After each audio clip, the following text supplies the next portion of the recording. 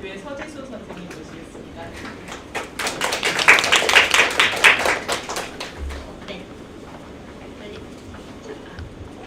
하겠습니다. 네, 안녕하십니까. 법교육교사 양성 시스템 돌아보기 사범대학 양성과정 및 관련 인식 분석이라는 주제로 이 가운데 세 번째 줄에 앉아 계신 강원대학교 손성민 교수님, 그리고 원성고등학교 이승현 선생님, 그리고 홍천중학교 지민호 선생님과 함께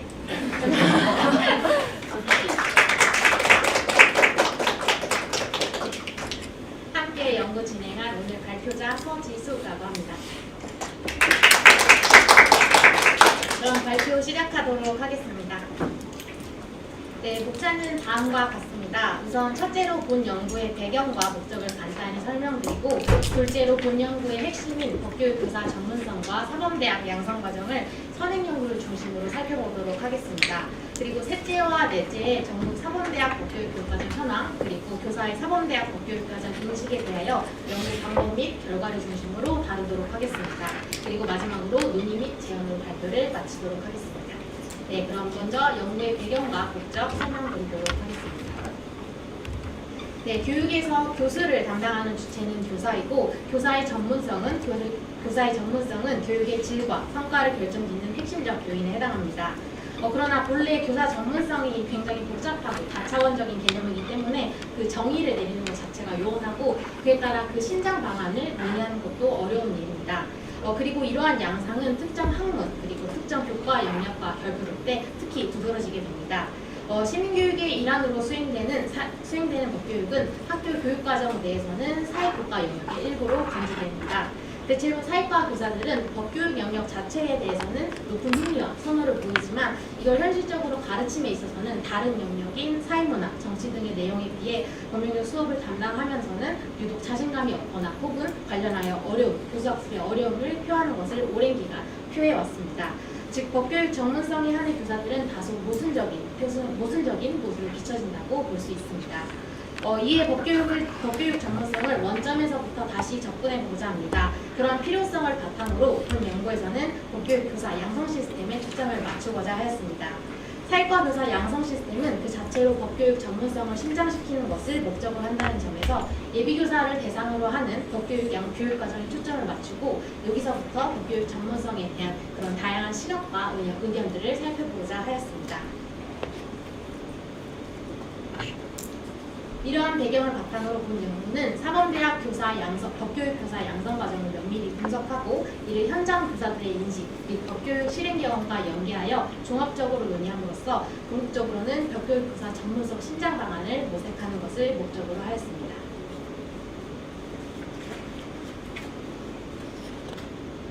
네, 이어서 본 연구의 핵심인 사범대학 양성과정의 법교육에 대해 법교육 교사 전문성과 연계하여 선행연구를 살펴보고자 합니다. 현재 우리나라 중등학교 교사는 사범대학, 한국교원대학교를 포함한 사범대학과 일반 대학의 교직과정, 그리고 교육대학원 등의 학로를 통하여 양성되고 있습니다.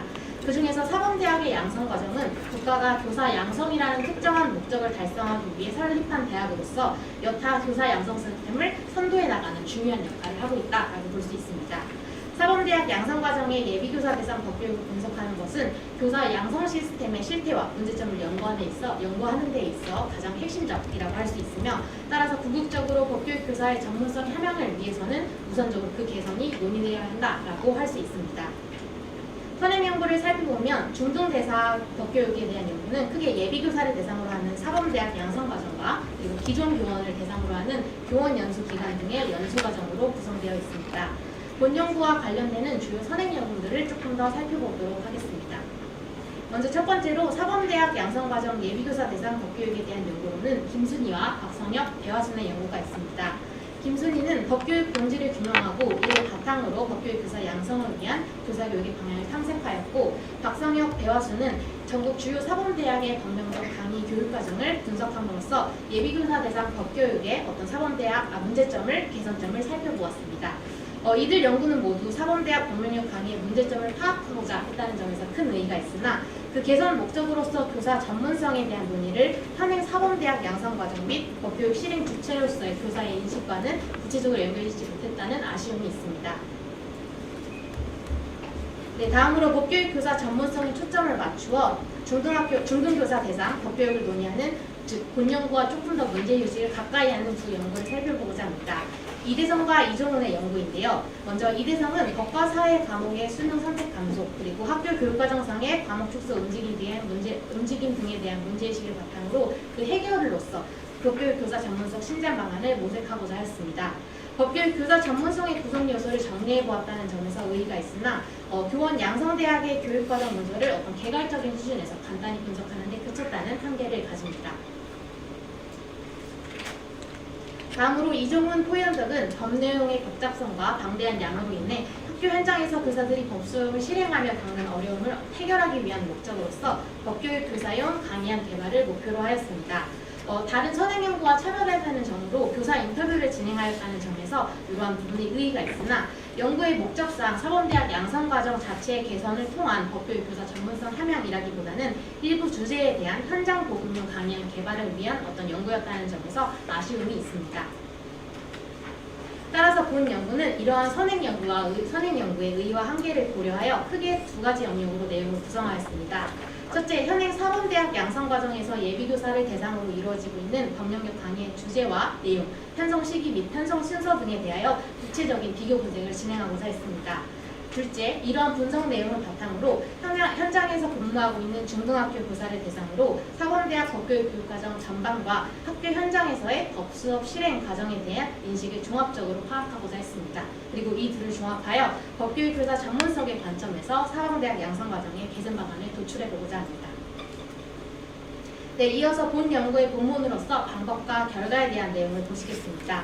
먼저 전국 사범대학 법교육 교육과정 현황에 대한 연구 방법과 그 결과는 다음과 같습니다. 우리나라에 있는 일반 사회 전공의 중등교사 양성을 위한 기관은 총 16개의 사범대학을 대상으로 16개의 사범대학이 존재하고 본 연구는 이를 대상으로 하였습니다. 2023년 기준 각 대학 홈페이지에서 제공하는 교육과정 문서를 수집하였고 법교육 교육과정의 현황을 크게 4가지 기준에 따라 분석을 하였습니다. 먼저 각 대학별로 편성된 전체 법령력 강의 수를 조사하여 그 실태를 파악하고 해당 강의들의 학년 및 학기별 편성 시기를 개괄적으로 비교하였습니다. 이후 각 대학에서 편성한 법령력 강의의 주제 및 내용을 구체적으로 살펴보며 교과 내용학과 교과 구역으로 구분하여 분석하였습니다. 그리고 전공 필수 과목 여부도 함께 조사하였습니다. 마지막으로 앞서 분석한 강의 주제 및 내용을 바탕으로 다시 한번 학년 및 학기별 편성 순서를 구분하여 비교하였습니다. 이러한 4가지 기준에 따라 분석한 법교육 교육과정의 현황은 다음과 같습니다. 네, 먼저 각 대학별로 법령력 강의의 실태를 파악한 결과 대학별로 법령력 강의는 적게는 3개에서 많게는 9개까지 편성되어 있었습니다. 그리고 평균적으로는 대략 5.8개 정도의 강의를 편성하고 있었습니다. 이는 일반 사회 다른 전공과 비교했을 때 적은 비중을 차지하고 있다라고 할 수 있는데요. 예를 들어 전국 사범대학의 평균적인 경제 영역 강의 수는 약 6.4개에 이릅니다. 일반 사회 전공에서 다루는 어떤 여러 학문 영역 중에서 특히 법령력에 대한 교사의 부담과 고충이 지속적으로 제기되고 있다는 점에서 이는 주목할 필요가 크다고 할 수 있습니다. 이러한 대학별 법령력 강의 편성수의 차이가 강의 주제 및 내용으로서 다양한 법령력을 다루는 데 대한 제한으로 작용할 수 있다는 점에서 예비교사들의 법교육 교사 전문성 함양 기회의 근본적인 차이로 비결될 수밖에 없다라고 볼 수 있습니다. 다음으로 각 대학별로 법령력 강의 편성 시기를 분석한 결과 각 대학은 주로 2학년부터 본격적으로 강의를 수강하기 시작해 3학년을 중심으로 하는 교육과정을 구성하고 있었습니다. 이는 1학년이 이제 입학하고 한 처음 학년이기 때문에 주로 교양 강의를 중심으로 기초 소양을 쌓는 시기에 해당하고 4학년의 경우 교육 실습과 그리고 교원 임용 시험을 준비하는 어떤 현실적인 상황을 고려한 것으로 해석할 수 있습니다. 세 번째로 각 대학에서 편성한 법 영역 강의의 주제와 내용을 교과 내용학과, 교과 교육학을 기준으로 구분하여 분석하였습니다. 교사의 전문성은 교과 내용에 대한 지식과 이를 효과적으로 전달하는 교수학습 방법을 바탕으로 한다는 점에서 대학별 법 영역 강의의 주제와 내용이 이 두 영역 모두를 반영하고 있는지 확인하는 것이 필요합니다. 법 영역의 교과 내용학은 법학을 기준으로 하여 법학개론, 헌법, 민법, 헌법을 제외한 공법의 영역, 즉 형법과 행정법, 그리고 사회법이나 법철학을 포함하는 기타법 영역으로 구분을 하였습니다. 그리고 법령력의 교과 교육학은 법학을 학생들에게 교육하는 어떤 과정에서 작용하는 교과 교육론에 대한 측면에서 그런 강의들을 포함시켰습니다. 각 대학교의 현황을 살펴보면 법령령의 국가 내역학과 관련해 먼저 대부분의 학교에서 법학 개론과 헌법을 전공 필수 과목으로 선정하고 있었습니다. 이는 법학 개론과 헌법에서 다뤄지는 내용 자체가 법학 지식의 기반계와 체계를 형성하는 역할을 수행하고 있고 실제로 중등학교 사회과 교육과정의 법 영역에서도 핵심적인 내용 요소에 해당한다는 점에서 그런 이유를 도출할 수 있었습니다. 그리고 법 교과 교육론 강의의 경우 이를 편성하고 있는 학교의 대부분이 3학년, 더 두드러지게는 4학년에 그 해당 강의를 편성하고 있었습니다. 이는 예비교사들이 먼저 교과 내용에 대한 지식을 습득한 후에 이를 교육하는 방법에 대한 학습 및 연습이 이루어져야 한다는 점을 고려한 것으로 이해하였습니다.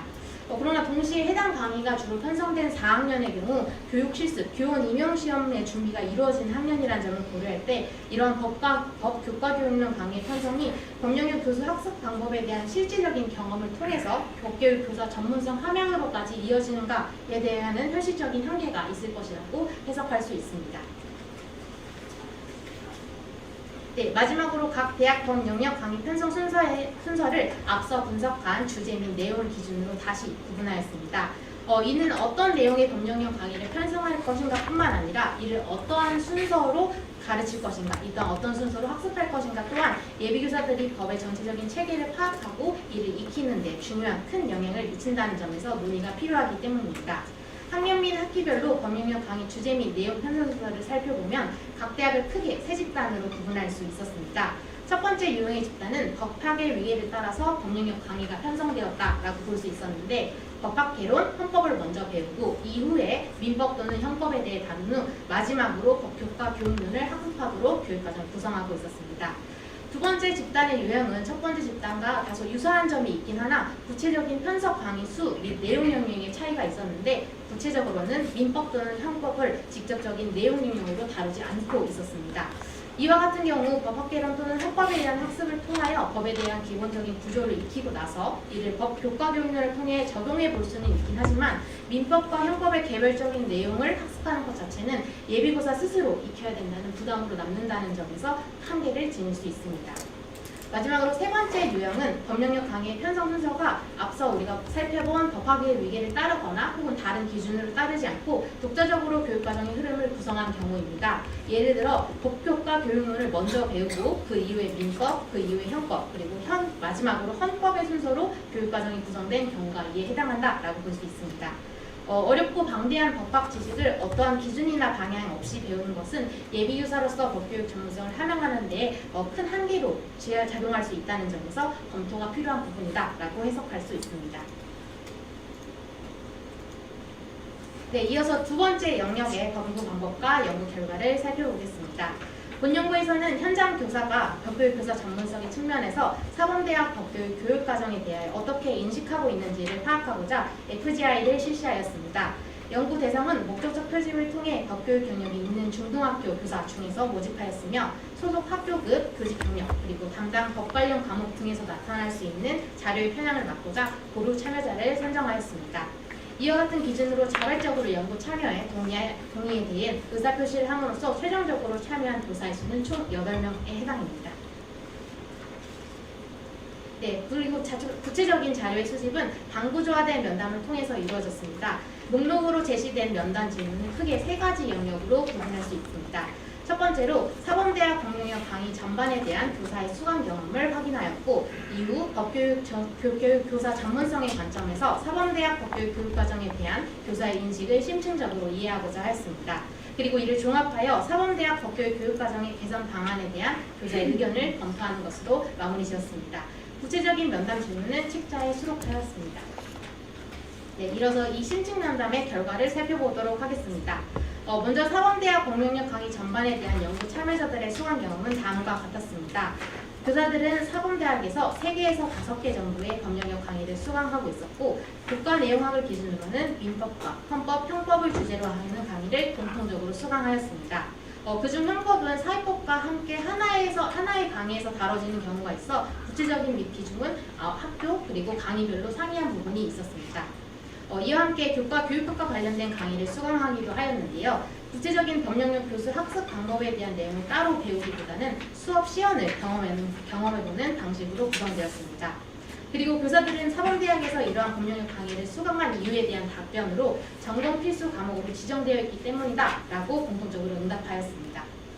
교사들은 이러한 사범대학 법령역 강의 전반에 대하여 긍정적으로 평가하는 부분이 있는 한편 대체적으로 아쉬움을 많이 느끼고 있었습니다.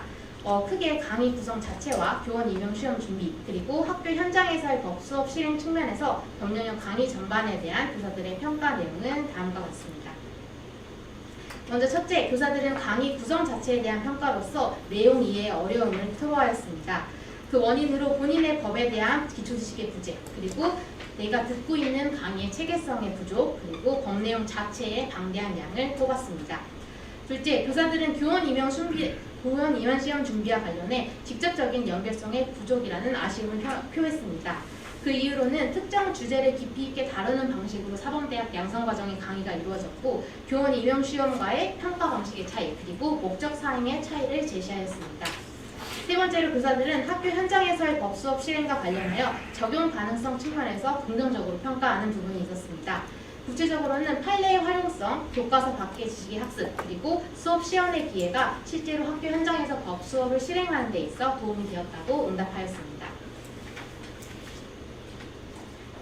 네, 이어서 법교육 교사 전문성을 법교육관, 법교육 내용, 그리고 법교육 방법을 구분하여 이에 대한 교사의 인식을 먼저 확인하고 이를 사범대학 법교육 교육과정에 대한 교사의 경험과 연계하여 심층적으로 살펴보도록 하겠습니다. 첫째, 교사의 법교육과는 크게 목표에 대한 것과 평가에 대한 영역으로 구분할 수 있습니다. 먼저 목표에 대한 법교육관에 대해 교사들은 공통적으로 민주시민성의 구성 요소로서 법 내용을 실생활에 적용하는 능력을 함양하도록 하는 것이라고 공통적으로 인식하고 있었습니다. 그러나 교사가 이러한 목표에 있어 법교육관을 정립하는 데에 사범대학 법령역 강의가 큰 영향을 주지 못했으며 오히려 부합하지 않았다는 다수의 응답이 있었는데요. 즉 오히려 법적 지식의 획득에만 치우친 강의로 인해서 사회과 교육의 궁극적인 목표로서 민주시민성 함양을 위한 교육과는 괴리감을 느끼고 있다라고 응답하였습니다. 다음으로 교사들은 평가에 대한 법교육관에 대하여 지필평가는 법적 지식의 획득에 초점을 맞추고 수행평가는 법적 지식의 실생활 적용을 추구한다라고 응답하였습니다. 한편 교사가 평가에 있어 이러한 법교육관을 갖게 된 데에는 사범대학 법령역 강의의 영향을 받았다는 응답이 대부분이었는데요. 그러나 이에 대한 평가는 부정적인 측면이 우세하였습니다. 예비교사로서 사범대학 양성과정에서 본인이 스스로 암기 위주의 평가를 받았던과 함께 다양한 평가 방법에 대한 강의 자체의 부재로 인해서 학교 현장에서 법적 지식을 측정하는 위주의 평가를 시행하고 있다라는 아쉬움을 표했습니다. 그러나 동시에 사범대학 법령역 강의에서 판례 분석 및 비평 등을 배우고 이를 적용하여 수행평가를 실시하고 있다는 고무적인 응답도 있었는데요. 그러나 여전히 평가에 활용할 수 있는 자료의 경우 사범대학 양성과정이 아니라 동료 교사나 교원 임용 이후에 교사 임용 이후에 연수과정을 통해서 얻을 수 있었다는 점에서 한계를 지적하였습니다. 다음으로 법교육 내용에 대해 교사들은 크게 세 가지 기준을 따라 중요도를 구분하고 있었습니다. 첫째, 법의 위계에 따라서 헌법의 중요도를 부여하는 교사 집단이 있었고, 둘째, 일상생활과의 관련성을 기준으로서 민법의 중요도를 부여하는 교사 집단이 있었습니다. 그리고 마지막으로 법체계 이해를 위해서 법학개론의 중요도를 부여하는 집단이 있었습니다. 교사별로 구체적인 순위에는 차이가 있었으나 대부분의 교사가 1에서 3순위에 헌법, 민법, 법학개론을 두었다는 것은 주목할 필요가 있습니다. 그리고 다수의 교사들은 사범대학 법령역 강의가 이러한 법교육 내용의 중요도를 부분적으로만 만족하고 있다고 보았습니다. 강의 주제 자체는 실제로 개설이 되었다는 점에서 부합하는 부분이 있으나 이러한 중요도 순서를 고려하지 않은 채 강의가 편성이 이루어졌다는 점에서 아쉬움을 표했습니다. 또한 후순위를 할당받긴 했으나 당연한 가치가 있는 형법이나 노동법 등에 대한 강의가 부재한다는 점에서 문제를 제시하기도 했습니다. 네, 마지막으로 법교육 방법의 측면에서 교사들은 강의식 수업을 중심으로 하되 활동형 수업을 시도한다라고 응답하였습니다. 강의식 수업이 주가 되는 이유는 복합적이었는데 우선 정확한 법적 지식의 습득의 선행이 중요하다는 점에서 이를 가장 잘 달성할 수 있는 방법으로서 강의식 수업을 선택하였다라고 응답을 하였습니다. 그러나 한편 동시에 수업 시수의 부족이라는 현실적 한계 때문에 활동형 수업을 시행하기 어렵다. 그러한 점에서 강의식 수업을 차선책으로 진행한다는 측면도 있었습니다. 한편 앞서 논의했던 평가에 대한 법교육관과 맞춤 맥락에서 교사들은 이러한 법교육 방법을 선택하게 된 것이 사범대학 법영역 강의에 부정적인 영향을 받은 결과다라고 보았는데요. 즉 판례 분석 및 비평을 제외하고는 다양한 법교육 방법에 대한 강의가 부재하기 때문에 이로 인해 사범대학 법영역 강의만으로 활동형 수업 자체를 구상하거나 혹은 관련 자료에 접근하는 것이 어렵다라고 응답을 하였습니다. 네, 마지막으로 교사들은 앞선 논의에서 살펴본 사범대학 법교육 교육과정의 한계 및 문제점에 대한 개선의 필요성을 크게 느끼고 있었습니다. 여러 의견들이 나왔지만 공통적으로 나왔던 의견 4가지를 대표적으로 정리해보면 첫째로 강의 구성 및 내용의 체계화, 그리고 교원 임용시험과의 연계성 강화, 그리고 법교육 방법 관련 강의 편성, 마지막으로 현행 교사, 현행 교과서 검토 및 분석 강의 편성 등의 개선 방안을 제시하였습니다.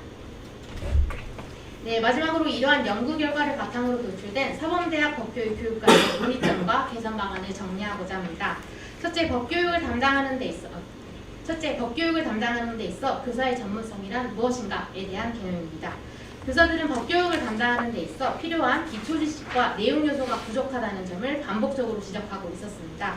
이는 전문성의 근간이 법학에 대한 기본적인 내용 지식에서 출발함을 도출할 수 있습니다. 그러나 이에 더하여 민주시민교육으로서 법교육이 가지는 본질관에 대한 고민이 부족했고 학교 현장에서 실제로 잘 가르칠 수 있는 교수학습 방법 전반에 대한 체계적인 교육이 부족했다는 지적도 함께 이어졌습니다. 이를 통해 법교육교사 전문성이란 기본적인 내용 지식으로만 구성되는 것이 아니라 교수 학습에 대한 이해와 이를 바탕으로 한 실천적 활용에 대한 종합적 역량으로 구성된다는 점을 알 수 있습니다. 즉 기본 내용 지식에 대한 교수학습적 역량이 상호 유기적으로 전문성을 구성해 나간다는 점에서 사범대학 교사 양성 과정에서도 소위 법 교과 교육론에 대한 강의와 이러 연결한 실천적 강의의 확보 및 내실화가 필요하다라고 볼 수 있습니다. 네, 둘째, 교사들이 인식하는 본인의 법교육 전문성 실태는 어떠했는가? 이에 대하여 결론적으로 교사들은 사범대학 양성 과정을 통해 법교육에 대한 전문성 향상에 어느 정도 도움을 받기도 하였으나 동시에 부족함이나 스스로의 무용함을 느끼기도 하였습니다. 그리고 이러한 양성 과정에 대한 한계나 아쉬움에 대한 필요는 현재 교사 본인이 느끼고 있는 전문성이 만족할 만한 수준에 달하지 못했다람을 보여주기도 합니다. 교사들의 부족한 전문성은 법학의 학문적 특성에서 기인한다라고도 볼 수 있습니다. 법학이라는 것 자체가 인간 삶의 모든 영역을 관장하는 만큼 내용 체계가 방대하고 또한 예를 들어 사법이나 공법과 같은 분류에 따라서 법리의 적용 체계 자체가 상이하기도 합니다. 따라서 이를 모두 전문적으로 익히는 것은 현실적으로 불가능에 가깝다는 점에서 이는 법학 학문 특성에 기인한 근본적, 구조적인 문제라고 볼 수 있습니다. 다만 그러나 사범대학 교사 양성 과정에서 법영역 강의가 충분히 평선 또는 개설되지 못하고 현장으로 배출된 교사가 담당해야 하는 법영역의 범위는 생각외로 넓다는 점에서 전문성 부족 문제가 더욱 두드러진다라고 볼 수 있습니다. 즉 충분히 배우지도 못한 채 매우 넓은 영역을 가르쳐야 하는 그런 교사들은 개인적 노력과 역량만으로 이러한 것을 담당해야 한다라는 실정이 적극 개선해야 된다라고 볼 수 있습니다. 이러한 측면에서 어떤 양적인 측면, 질적인 측면 모두에서 법영역 강의의 구성이 체계적으로 정립되어야 될 것입니다. 네, 세 번째로 법교육교사 전문성 신장 측면에서 현행 사범대학 교사 양성 과정에는 어떠한 문제점이 있는가라고 마지막으로 정리할 수 있습니다. 이는 이미 앞서 4장에서 살펴보았듯이 법영역 강의 편성, 개설되는 비중이 양적으로 부족하다는 점, 이로 인해 방대한 법학의 내용 영역을 제대로 관장하지 못한다는 점, 그리고 기초지식이 부족한 채로 입학한 예비교사가 전문적인 내용을 적절히 소화하지 못한다는 점, 마지막으로 법을 왜, 어떻게 가르칠 것에 대한 고민과 성찰이 부족함에 따라 법교육 교사 전문성을 발휘하는 어떤 그런 중등교사 양성 맥락과 동떨어진 점을 제시할 수 있습니다. 따라서 사범대학 양성과정 자체는 이러한 본래 목적으로서 예비교사들의 법교육교사 전문성 향상을 하기 위해서 해당 문제점에 대한 개선 방안을 구체적으로 논의해야 할 것입니다. 네, 그렇다면 본 연구에서 이러한 문제 상황에 대해 어떠한 법교육교사 전문성 신장을 위한 개선 방안을 제시할 수 있는지 살펴보고자 합니다. 첫째로 법영역 강의 자체의 편성 및 개설이 절대적으로 부족한 실정이기 때문에 이와 같은 측면에서 양적인 개선이 이루어져야 됩니다. 즉 양적 측면에서의 확대가 필요합니다. 교사가 수업에서 방대한 법학 영역을 관장하기 위해서는 일차적으로 사범대학 양성과정 법영역 강의의 양적 증대가 급선무라고 볼 수 있습니다. 다만 대학의 학사 행정상 이러한 측면에서 졸업 이수 학점의 고정범위 내에서 법령력 강의만 일방적으로 증대시키기에는 어려울 것이라는 현실적 한계가 존재하기도 합니다. 또한 교원 자격 경정의 기준이라고 할 수 있는 표시 과목별 기본 이수 과목에서는 법령력에 대하여 법과 사회 또는 법학이라고만 표기하고 있어 법령력 강의의 양적 부족 문제를 촉발하는 측면도 있습니다. 따라서 장기적으로는 표시 과목별 기본 이수 과목에서 법령력을 어떻게 표기할 것인지, 구체적으로는 이를 조금 더 세분화하여 표기할 수 있는 방안은 없는지에 대하여 검토해야 할 것입니다.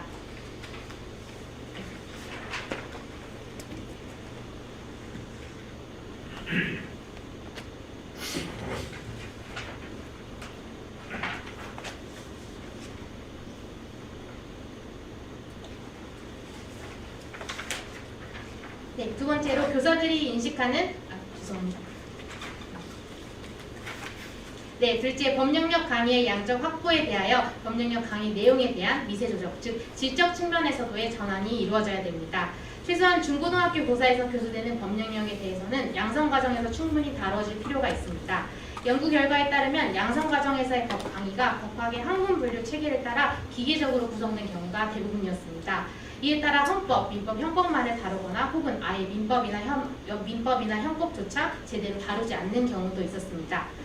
이를 개선하기 위해서는 이를 조금 더 유연하게 해석함으로써 법학의 기초부터 헌법, 민법, 형법을 중심으로 하되 여러 가지 사회법이나 법철학을 포함하는 그런 문제들까지 아우르는 폭넓은 강의를 4개에서 5개 정도 강의로 적절히 배안하는 그런 강의 내용을 조정이 필요할 것입니다.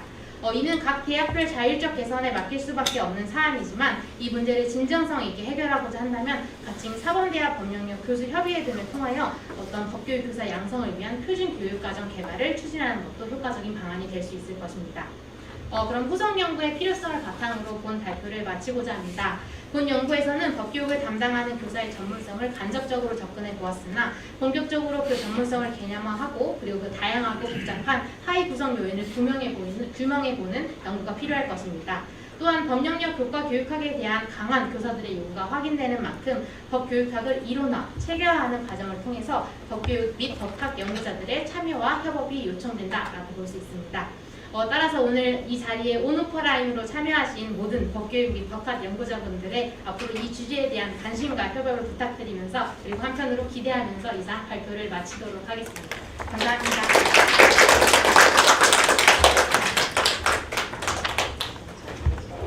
네, 발표를 일단 현지 선생님께 다시 한번 박수 부탁드리겠습니다.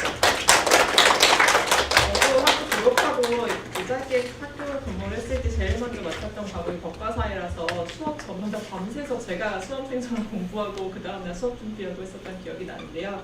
이 좋은 연구에 대한 또 토론을 바로 이어서 진행하도록 하겠습니다. 아마 여기 발표자 외에 연구자분들 다 나오시는 것 같은데 토론자 최우동 교수님도 자리해 주시고 또 연구자분들도 같이 한 자리에 해주시면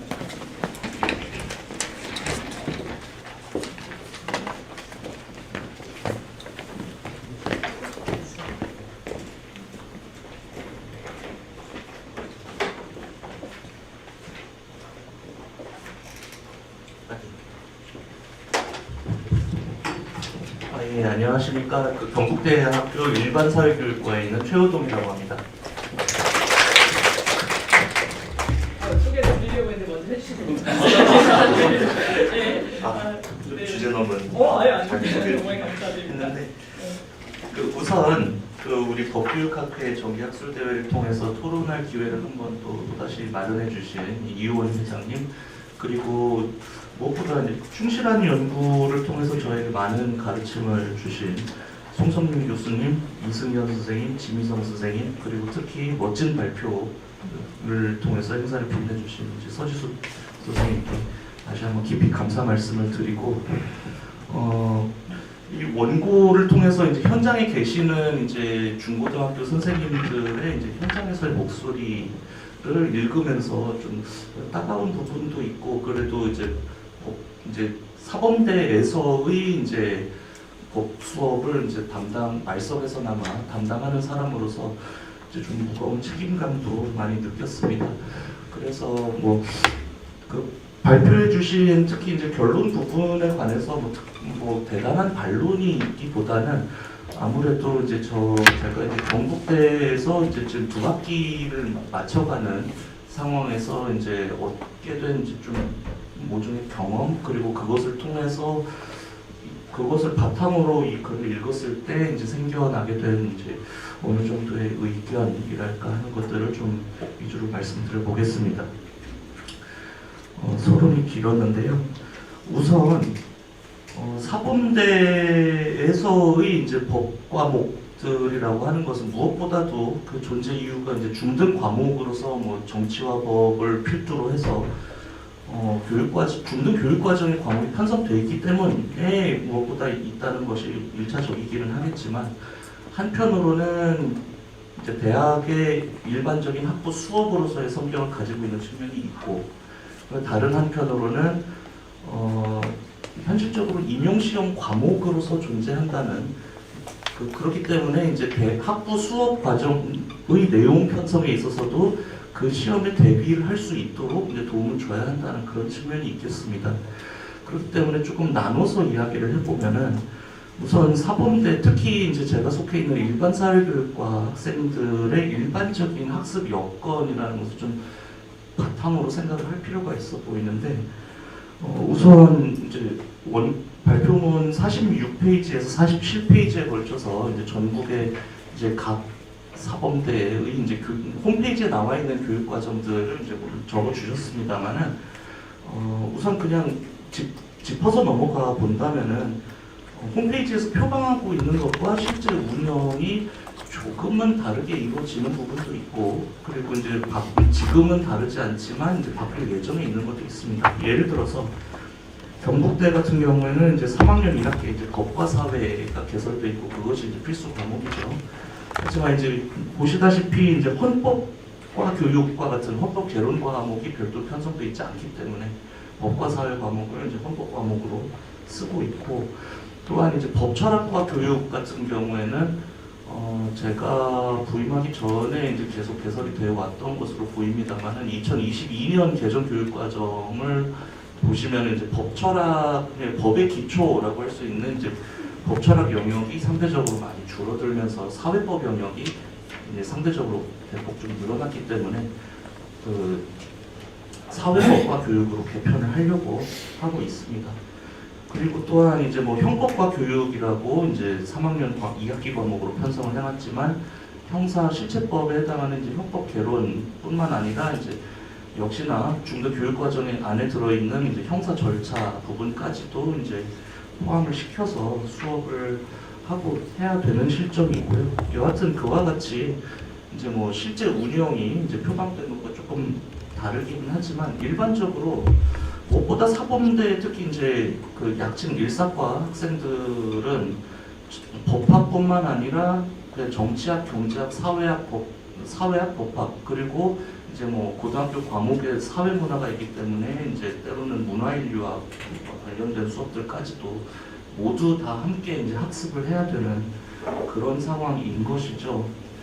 그런데 지금 그 46페이지 표에서 보신 그 교육과정만 하더라도 법수업으로 개설되어 있는 것이 총 18학점이라고 볼 수가 있는데 이와 같이 정치, 경제, 사회 등등을 다 학습을 해야 된다고 할 때는 적어도 곱하기 4의 분량을 소화를 해야 된다는 거죠. 전공 수업으로. 그런데 아까 이제 서지호 선생님 발표에서 나타났듯이 사실 평균보다 법수업이 적기 때문에 곱하기 4보다 초과가 될 겁니다. 그렇게 되면은 총 전공 학점으로 적어도 72학점 이상은 이수를 해야 된다는 것이 현실이고요. 그 밖에 교양 학점도 학책산 30학점 이상 그리고 교직 과목도 22학점 이상 이수를 해야 됩니다. 그것만 합쳐도 이제 124학점 정도가 되는데 저희 사범대의 총 이수 학점이 이제 140학점이라는 것을 감안을 하면은 여력이 이제 양적 확대를 이야기하기에 좀 여력이 많이 없다는 겁니다. 법 수업을 하나 늘린다면 또 정치, 경제, 사회 여타 과목들과의 균형도 생각을 해야 된다는 그런 단점이 있다는 것이고요.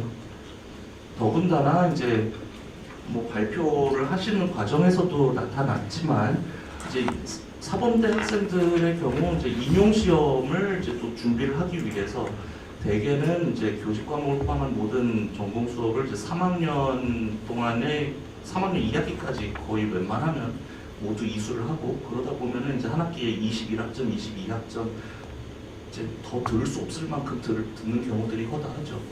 그리고 나서는 이제 4학년 1학기에 이제 5월에 이제 학교 현장 실습, 교생 실습을 나가게 되면 실제로 내용학 수업도 이제 한 달 정도 결손이 생길 수밖에 없는 것이 현실이고요. 즉 빠듯하다는 것인데, 그러한 데 비해서 정작 임용시험에서의 이제 출제 범위라는 것은 상당히 모호합니다.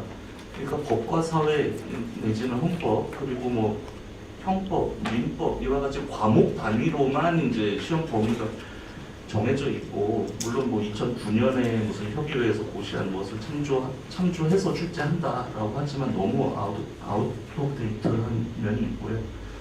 그렇다 보니 지역적이고 말단적인 부분들까지도 세세하게 이제 버리고 가지를 못한다는 겁니다, 학생들의 입장에서. 그래서 이제 뭐 그냥 경험담을 말씀드리자면은, 저희 이제 사범대 건물 2층에는 이제 투명 유리로 된 스터디룸들이 쭉 있기 때문에 지나다니다 보면은 학생들이 어떤 내용으로 스터디를 하는지를 이제 좀 엿보고 지나갈 수가 있죠. 그런데 어느 날은 보니까 노동법에 관한 스터디를 하는데, 뭐 부끄러운 이야기입니다만 저도 뭐 변호사를 3년 반 정도는 했는데, 이것까지 이 친구들이 이걸 공부해야 하나? 라고 칠판에 쓰여져 있는 내용만 봐도 굉장히 의아심이 들 정도로 아주 말단적인 것들을 이제 공부를 하고 있더라고요.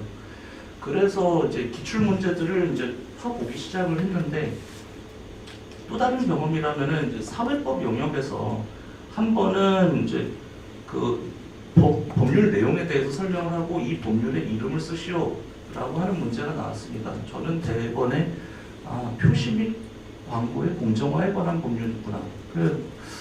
솔직히 그냥 뭐 자만하는 얘기, 웃자고 하는 얘기지만 나니까 알지 라고 생각을 했는데, 막상 보니까 틀렸어요. 왜냐하면 그 법률의 정확한 제명은 표시 점 광고의 공정화에 관한 법률이었습니다.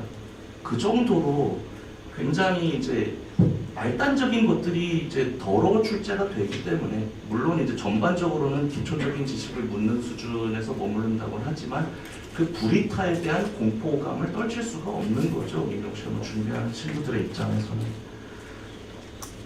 그러한 난점이 있고, 그렇다 보니까 이제 얕고 넓게 그 너비만큼 촘촘하게 그렇게 수업을 하기 위해서 이제 저로서도 애를 쓸 수밖에 없는 그런 상황이 돼 있는 거죠. 그런데 또 다른 한편으로 이제 과목 간의 균형, 그러니까 법 과목들 사이에서의 균형이 어떤가를 본다면은, 헌법 보시다시피 헌법, 민법, 형법, 개론이 각각 한 과목씩 한 학기식으로 편성이 돼 있습니다. 근데 이제 법 전공 하시는 교수님들 너무 잘 아시겠지만, 민법은 법대에서는 거의 5 내지 6학기로 편성이 되어 있는 과목인데, 그것을 한 학기에 나가려다 보니까 지금 저 같은 경우는 11월 말인데 다음 주면은 제3법이 끝납니다. 그러니까 민법 총칙 3주, 채권 강론 4주, 채권 총론 2주, 물권법 2주 반, 그렇게 해서 이제 석 달 완성이 된 그런 셈인데, 과연 이러한 편성이 이루어지고 있는 현실에서 전문성 내지는 실생활에 적용할 수 있는 능력을 함양하는 그런 수업 운영이 가능할 것인가 라는 회의가 좀 많이 들어요. 그렇기 때문에 뭐 사설이 많이 길었습니다만은 조금 정리를 해보자면은, 그 발표문의 주제의식에 맞춰서 발표문에서는 제언으로서 크게 2가지를 이야기를 해주신 것 같습니다.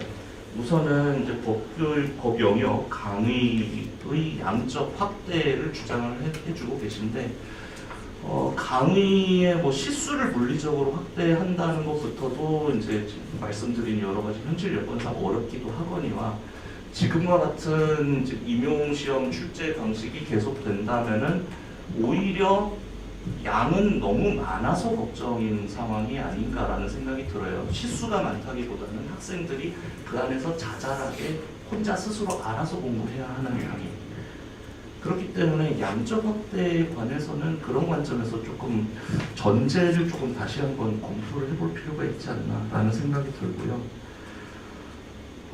너무나도 방대한 내용을 주마간산식으로 이제 공부하게끔 하는 그 가장 주된 요인이 아무래도 임용시험 출제에 있다고 본다면은 저는 이 발표문에서 이제 질적 전환 부분에서 서술해 주신 부분에 대해서 굉장히 크게 공감을 했습니다. 무엇보다도 법교육 전수 체계를 좀 균질화하고 출제 범위의 예측 가능성을 제고하자는 것인데요.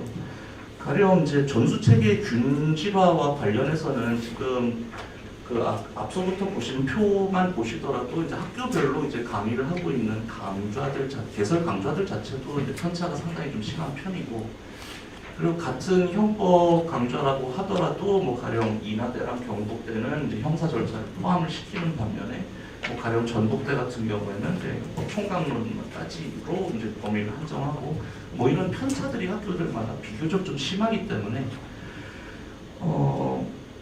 제가 생각하더라도 자율적인 협의체를 구성을 해서 이제 전국 사법대의 이제 법교육 전수를 담당하시는 교수님들께서 일정한 이제 교육 과정의 좀 표준화를 좀 기하는 그런 논의의 장을 좀 상설적으로 만들면 혹시 어떨까 하는 생각이 듭니다. 물론 뭐 가령 법학전문대학원에서 운영하는 무슨 법전협처럼 그런 제도화된 기구가 되기는 어려울 거라고는 생각합니다.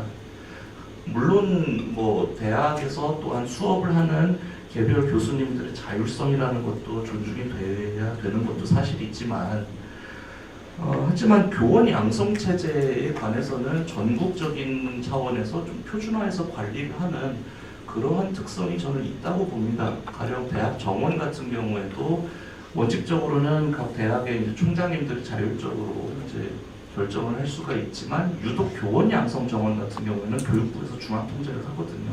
고등교육법상으로 보더라도 그러한 경우도 있다는 것을 좀 감안을 해서 우리가 하나의 논의 기구를 좀 만들어 보면 어떨까라는 그 발표문의 문제 의식에 크게 공감한다는 말씀을 드리면서 우선 좀 다소 산만했던 토론을 여기서라도 마치도록 하겠습니다. 감사합니다. 이번에 김철근 교수님 감사합니다. 이어서 그럼 바로 좀 코멘트나 내용을 답변을 주시고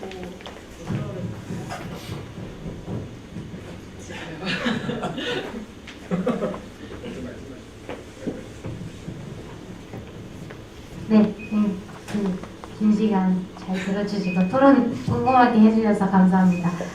사실 교수님께서 지적해 주신 것처럼 양적 확대 자체가 단순히 법학 영역 강의만 확대할 수가 없다는 점에서 다른 역학과 영역도 고려해야 되고, 그리고 플러스 최종적인 어떤 사범대학 졸업 이수 학점도 고려해야 한다는 점에서 현실적인 어려움은 크다고 봅니다. 근데 그런 어떤 문제의식의 하나로서 저희가 양적 부분, 아까 교수님께서 동의해 주신 어떤 학교 간 편차에 대한 어떤 균질한 부분 측면에서는 양적 논의도 조금 필요한 부분이다라는 부분으로 말씀드리고 싶고, 그리고 지적해 주신 부분들은 다 공감되는 내용이어서 최종 그거 반영하는 부분에 있어도 그거 포함시키도록 하겠습니다. 네, 그러면 플로어에서 혹시 이제 이번 발표나 또 토론 내용에 있어서도 궁금하신 부분이나 의견 주실 분 계신가요? 네, 이수진 박사님.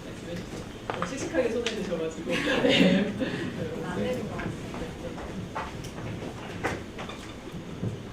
네, 안녕하세요. 이수진입니다. 저희가 사범대에서 이 법을 수업하고 있는 사람으로서 굉장히 긴장하면서 듣기도 했고, 그 다음에 또 반성과 성찰의 시간을 가지면서 발표를 듣기도 했는데요. 제가 사회과를 전공자이면서 사범대에서 법학 관련된 내용을 수업하면서 정말로 많이 고민하고 공부도 정말로 많이 해야 된다라고 생각을 하면서 수업을 진행하고 있기 때문에 제가 고민했었던 바를 이 선생님들도 마찬가지로 하고 있었던 거라고 생각을 하고, 그리고 제가 고민을 하면서 있었던 부분에 좀 보완이 되는 지점으로 여기에 좀 들어가거나 논의를 해주시면 사회과 교육에서 법교육 관련 수업을 하는 데 있어서 조금 더 도움이 될 것 같아서 그러니까 저에 대한 도움을 좀 얻고자 말씀을 좀 드리면요. 특히 이게 39쪽에 있는 법교육 내용과 관련된 표에서 좀 말씀을 드리고자 합니다. 우리가 법교육과 관련해서 이야기할 때 가장 먼저 이야기하는 것이 법학교육과 법교육의 차이점이잖아요.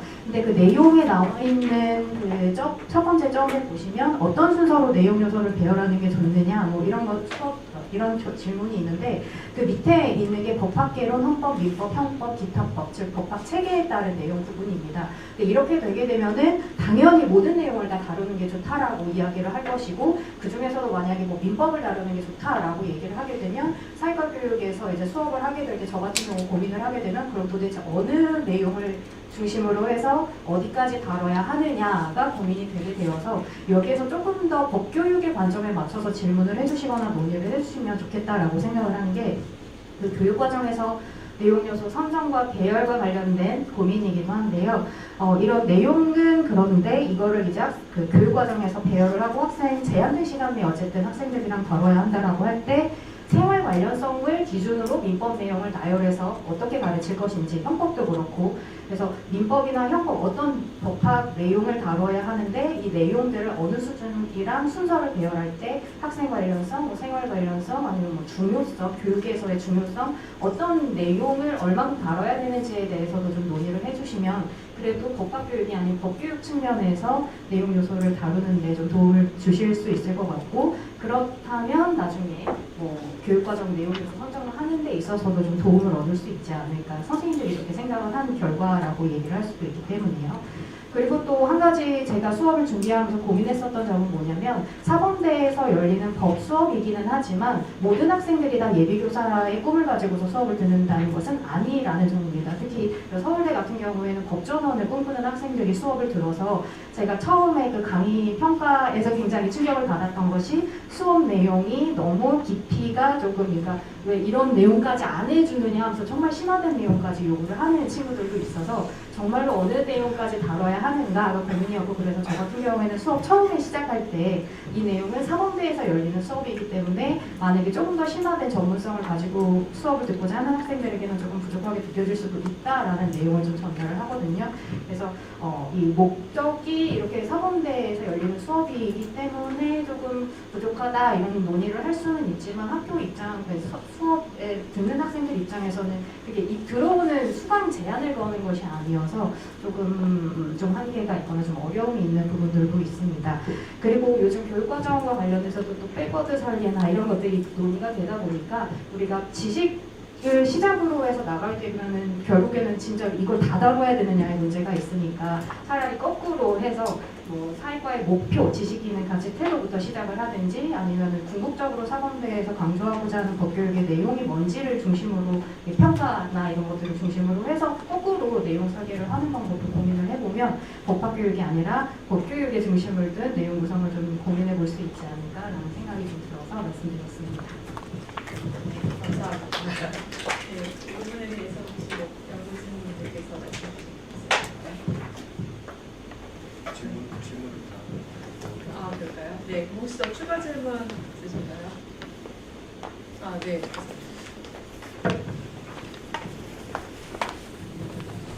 네. 네, 안녕하세요. 사범대학 사회교육과 석사과정으로 재학 중인 이경호입니다. 네, 일단 너무 유익한 발표 잘 들었고 거기에서 재연공과 관련해 조금 궁금증이 들어서 말씀 여쭤보게 되었습니다. 그래서 일단 말씀 주시면서 아까 이수진 박사님 말씀하신 거랑 비슷하게 그러니까 이게 법교육이랑 법학교육이 다르다라는 말씀을 주시면서 그러니까 법교육 교육과정이 사범대에서는 바뀌어야 된다라는 제안을 주셨는데 그 앞에 49페이지였나요? 그 학교 과정 분석관 표에서 보면은 아래 1번 집단, 2번 집단, 3번 집단이 있다 하시고 1번 집단은 법학의 순서대로 내용을 다뤘다. 2번은 순서를 따랐지만 양이 적다. 3번은 법학을 따르지 않았다. 법학을 따르기 잘했다라고 사실은 읽혀서 혹시나 그렇게 분석이 되신 게 맞는지 아니면은 뭔가 좀 의도와 다르게 서술이 됐는지 그게 연구자분들께서 만약 그렇다면 어떤 순서로 배열되는 게 조금 더 좋다라고 생각하셔서 작성하신 건지 궁금증이 들었고 그 다음에 제안의 첫 번째랑 두 번째랑 관련해서 첫 번째에서는 표시 과목별 기본 이수 과목에서 법역을 좀 더 넣을 수 없을까 인데 두 번째에서는 사범대학이 자율적으로 해야 된다 이게 사실 저는 조금 모순되는 측면이 있다고 봤거든요. 첫 번째는 법적으로 해결해야 된다, 법에 넣어야 된다. 그리고 두 번째는 법이 아니라 사범대학이 자율적으로 해야 된다라고 봤는데 제가 개인적으로 사범대학 교육과정이 너무 법에 강하게 규정되어 있는 걸 선호하지 않아서 그렇게 생각이 들어서 그렇게 읽혔을 수도 있지만 이게 사범대학이 자율적으로 해결한 게 맞다는 제언인지 혹은 법적으로 해결한 게 맞다는 제언인지 그런 부분에 고민이 있어서 연구자들의 의견을 듣고자 질문드렸습니다. 감사합니다. 감사합니다. 네, 혹시 더 질문이나 의견 있으실까요? 네.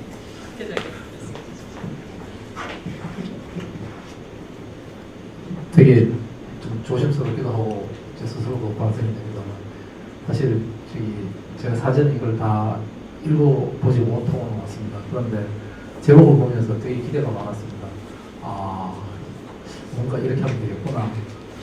나는 큰 기대를 가지고 첫 번째 세션을 들어보니까 가슴이 답답하다는 생각이 들어요. 두 번째 세션을 마치고 더욱 절망하게 됐습니다. 그래서 이게 정말 이 학생, 그런 거 보면 학부모, 또 교사, 또 국가라는 또 공교육에 또 주체들이 이제 중층적으로 관련되다 보니까 학생들한테는 시험이고 또 그 정도 인식을 못했습니다만 또 학생들한테는 임용시험이라는 또 현실적인 또 제도적인 장애가 있다 보니 그 안에서 법교육에 대한 전문성을 강화하자. 이게 불가능하구나 하는 생각을 가지고 이런 식의 법교육이 오늘 논의가 되고 또 우리가 지향해야 될 어떤 전문가로서의 교사의 상이라고 생각해 보니까 사범대를 졸업하고 임용시험을 합격을 하고 로스쿨 가서 변호사 생활을 좀 하다가 다시 사범대에서 교육학 박사를 받고 이런 분들이 이제 사회과 교사가 돼야 되겠구나. 그리고 지금 이제 아까 정말 이렇게 발표 토론해 주신 분들이 여러 가지 말씀해 주셨습니다만은 현실적으로 초등하고도 중등하고 차이가 나고 또 교사들의 입장에서 법교육이 갖고 있는 그 포션이 정말 한계가 있을 텐데 그런 걸 도외시한 상태에서 법교육의 전문성을 이렇게 강조한다는 게 무슨 의미가 있을까 하는 생각이 들어서 이제 두 가지만 제가 말씀드리고 싶은 건 첫 번째는 첫 번째 발표도 그렇고 두 번째 발표도 그렇고 약간 그 포커스가 좀 다르긴 하지만 기본적으로 법교육 교사의 전문성이라는 기본 방향을 좀 앞부분에서 설정을 해주십사 하는 바람입니다. 이게 너무 우리가 발을 딛고 있는 현실하고 차이가 너무나 크다 보니 이걸 어떻게 해야 되겠다라기보다는 이건 못하겠다는 생각이 들 것 같아서 사실 교사의 전문성이 강화되면 좋겠지만 그럼 이 교사의 전문성이 어떤 전문성이고 기본 방향이 뭐고 또 어느 정도가 돼야 되냐 하는 부분에 대한 방향 설정이 있어야 이게 실현 가능한 제도로서 수용될 수 있지 아니면 불가능하다 이런 생각이 들기 때문에 그 초중과 중등하고는 좀 구별이 많이 될 것 같아요. 그래서 결국 그 교사의 전문성을 가늠할 수 있는 기준은 일단 교과서 아닐까 하는 생각이 들거든요. 물론 교과서가 잘 됐다 안 됐다가 또 평가가 있겠습니다만 어쨌든 그래서 이 교과서를 가지고 교육을 해야 되기 때문에 교사들이 그래서 이 교과서를 소화하고 교육할 수 있을 정도의 전문성이 우리가 지향해야 될 전문성이지 뭐 고도의 법률과 또 법학을 전공하고 또 교육학을 이런 분들한테 이걸 요구한다 해서는 안 된다고 생각도 들거든요. 그래서 좀 약간의 거칠더라도 우리가 지향하는 혹은 아마 첫 번째, 두 번째도 약간 차이가 날 것 같아요. 그래서 교사의 전문성을 우리가 얘기하는데 우리가 지향하는 교사의 전문성의 할 기본 방향과 정도와 깊이는 이런 걸 설정을 한다라는 방향성이 있어줘야 뒤에 논의가 좀 이렇게 따라갈 수 있다는 생각이 들어서 하여튼 먼저 개인적인 느낌입니다만 그럼 이제 두 번째는 이 첫 번째, 두 번째도 이것도 공통되는 건데요. 이제 그건 뭐 제가 비판하는 게 아니라 이제 지금 초기 연구 단계에서의 한일 수도 있겠습니다만 근데 9명 또 8명에 대한 이제 설문조사 또 두 번째는 8명 중에서도 출신 대학이 두 출신 대학이잖아요.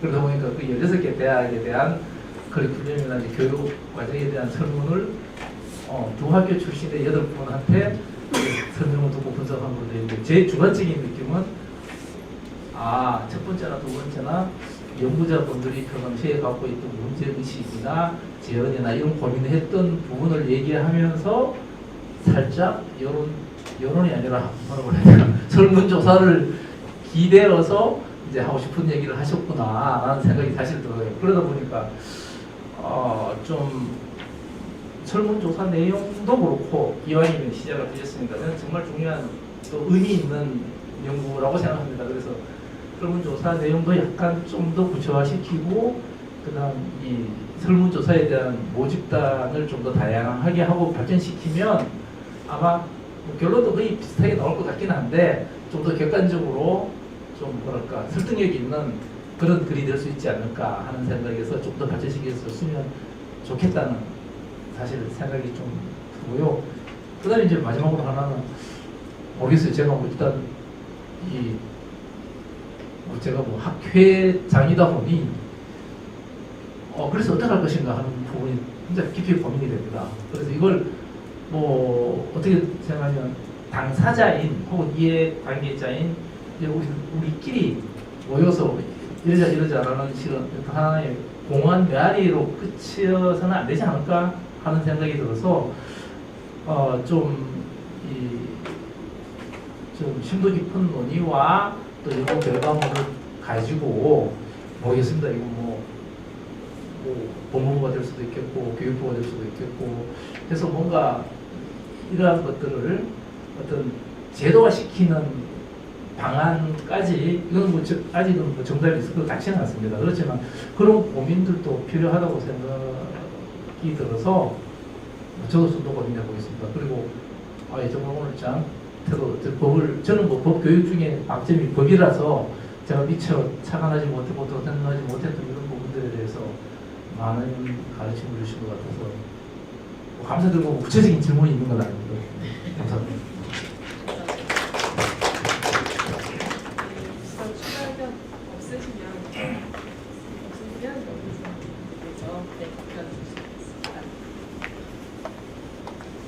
네, 저희 좋은 의견 주신 우리 최호동 교수님 그리고 세 분의 플로어에 계신 선생님들께서 주신 의견 되게 귀하게 들었습니다.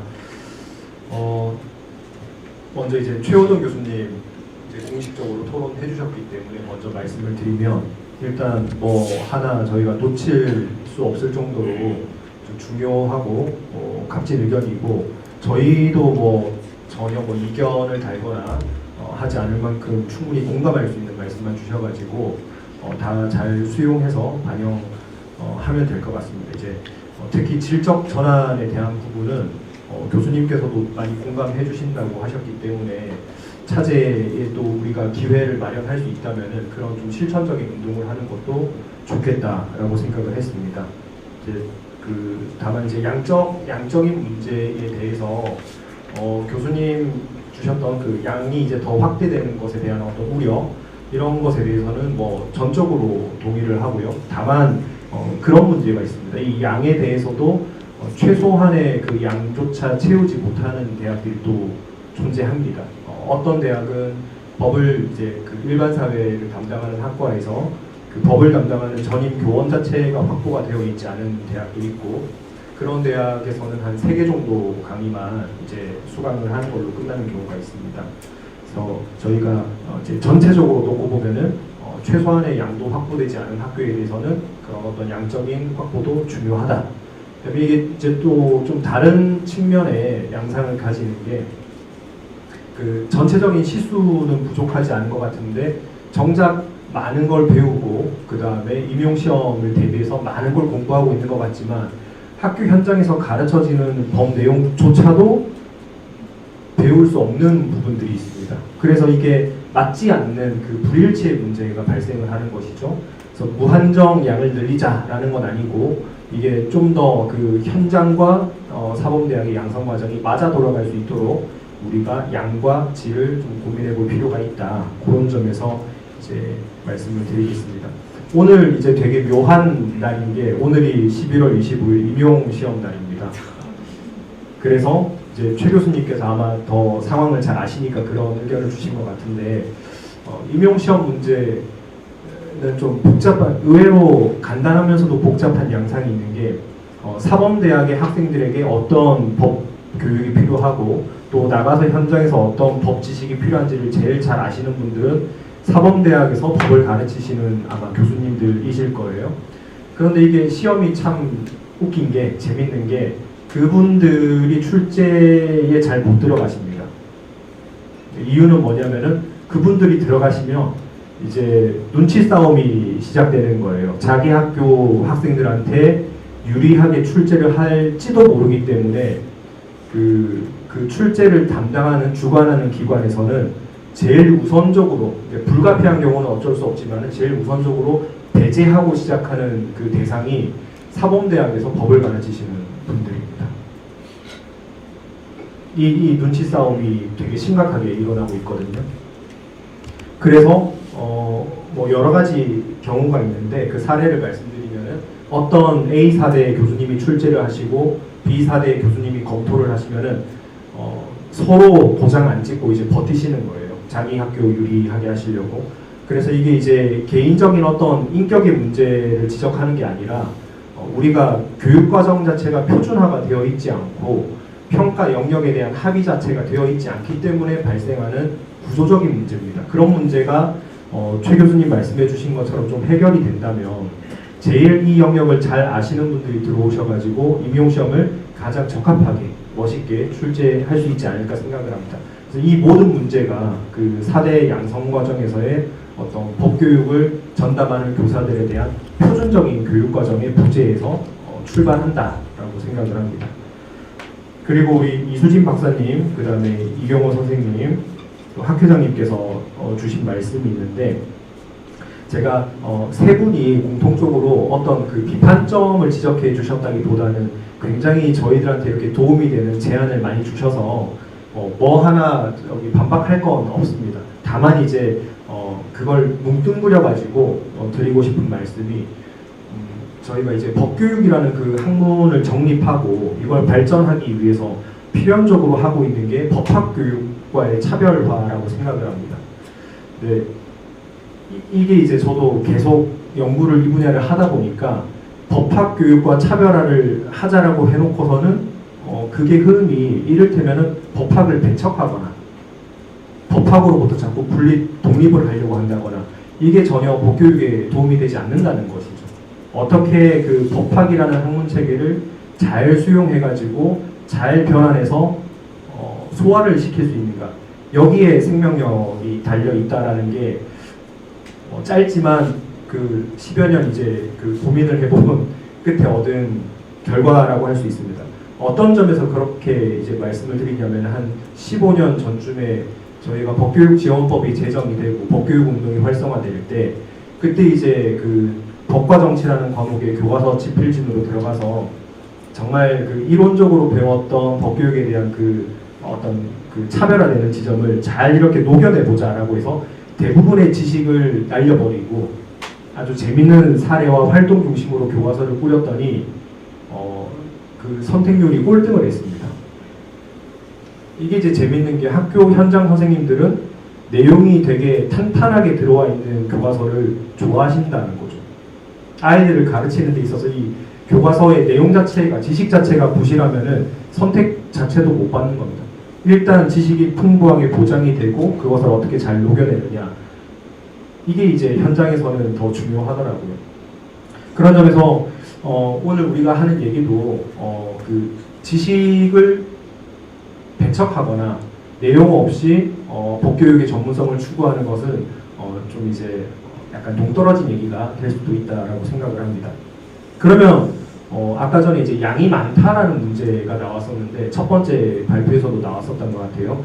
양이 많은 건 분명히 문제인데 첫 번째 발표의 그 프리젠테이션에서 되게 묘한 표현이 또 등장했던 게 제대로 깊이 있게라는 표현이 등장했습니다. 여기에 또 답이 있다라고 저는 믿고 있거든요. 우리가 그 양이 많은 것인지 종류가 많은 것인지를 좀 생각을 해볼 필요가 있어요. 의미 없이 너무 많은 종류를 열거해 놓은 채로 이게 뭔지 제대로 음미도 해보지 못한 채 배우는 거랑 양은 풍부하지만 실제로 종류가 적어서 특정한 어떤 내용이나 요소나 어떤 사고력적인 부분에 대해서 깊이 있게 성찰해보고 고민해볼 수 있는 경험을 주는 건 전혀 다른 차원이라고 생각을 하거든요. 그래서 초중고 교육도 바뀌어야 되고 거기에 맞춰서 교사 양성 과정도 좀 달라져야 된다라고 생각을 합니다. 그리고 이게 다 연동되어 있는 문제라고 생각을 합니다. 교사들이 제일 많이 토로하는 게 뭐냐면은 그 본인들조차도 어떤 법학에 대한 또는 법에 대한 기초 지식 없이 사대에 와가지고 덜렁 이걸 배우는 거에 대한 어려움을 많이 토로하시거든요. 그러면 그 문제는 또 어디서 출발하는 거냐면은 고등학교, 중학교 교육의 문제로 이어지는 거예요. 그래서 이 전체적인 걸 우리가 좀 총체론적으로 조망을 할 필요가 있다라고 생각을 합니다. 그다음에 학 회장님께서 주신 말씀은 전문성에 대한 어떤 그 기본 반영 설정, 요거는 저희가 상당히 이제 뼈가 아프기도 하지만은 그 차제의 이 전문성에 대해서 좀 더 고민해보는 기회가 필요할 것 같아요. 어떤 취지의 말씀이냐면은 전문성을 다룰 때 항상 그 교사의 전문성이라는 걸 굉장히 일반적인 관점에서 접근을 하거든요. 그런데 이 교사의 전문성이라는 게 경제를 가르칠 때, 역사를 가르칠 때, 법을 가르칠 때 그 양상이 조금씩 달라질 수 있다라고 생각을 합니다. 그런 점에서 그 교육학에서 얘기하는 교사의 전문성은 너무 제너럴한 측면을 얘기를 하고 있고, 또 그러다 보니까 전문성에 대해서 정작 우리가 양질의 어떤 받아들일 만한 논의는 충분히 축적되지 않은 측면이 있습니다. 그래서 저희도 이제 연구를 처음 시작할 때 이 전문성을 정의 내리고 시작할까 하다가 왠지 그건 1발표에서 해주시지 않을까라고 생각을 해서 조금 미뤘던 측면이 있는데 주신 말씀은 너무도 날카로운 지적이라고 생각을 합니다. 또 이제 그 2개 출신 대학의 8명의 그 면접 대상자에 대해서 말씀을 주셨는데 이것도 좀 뼈아픈 지적이긴 합니다. 다만 그 질적 연구를 저희가 어떻게 이제 활용해가지고 앞으로 더 좋은 연구로 그 가교 역할을 할 수 있을 것인가, 거기에 좀 초점을 맞추고 보완해 나가도록 하겠습니다. 이상으로 얘기 마치겠습니다. 감사합니다. 네, 좋은 발표와 또 토론, 코멘트까지 모두 다 이루어진 제2 발표였는데요. 더 추가적으로 말씀 없으시면 저희 이 발표 법교육교사 양성 시스템 돌아보기에 대한 세션을 마치도록 하겠습니다. 오늘 고생 많으셨습니다.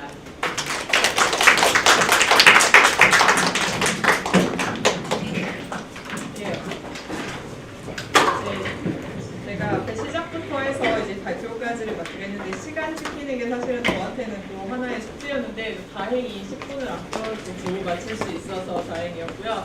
아마 총회 때 여기 계신 분들이 다 참석을 하시나요? 네, 그러시면 저희 여기서 우선 시상식 그리고 발표와 토론, 경기학술 대회에 대한 메인 테마를 마치고 이제 이어서 학회에서의 총회를 송성민 교수님께서 이어서 맡아주시겠습니다. 감사합니다.